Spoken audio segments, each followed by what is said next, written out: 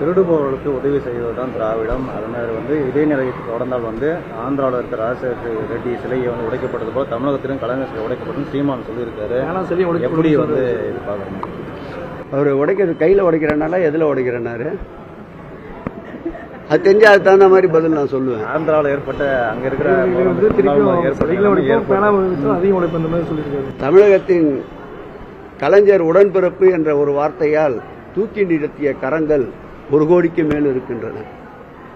ஒரு சில லட்சங்களை கொண்ட இவருடைய கரங்களே இது போன்ற சிலைகளை உடைக்க முற்படுமானால் உடைக்கின்ற கரங்கள் 1 கோடிக்கும் மேலாக இருக்கின்ற உடன்பிறப்பு கரங்கள் எப்படி பதம் பார்க்கும் என்பதை உங்களுடைய கேள்விக்கே விட்டுவிடுகிறேன்.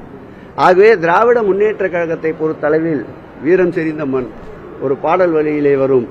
வேலெடுத்த மண்ணிலே வீரம் செறிந்த மரபிலே பால் குடிக்க வந்தவனே உன் நடையை காட்டு, பகைவரை வென்றுவிடும் படையை காட்டு என்று. எப்படிப்பட்ட பகை வந்தாலும் அதை தோற்கடிக்கின்ற வல்லமை பொருந்திய படைதான் திராவிட மாடல் படை.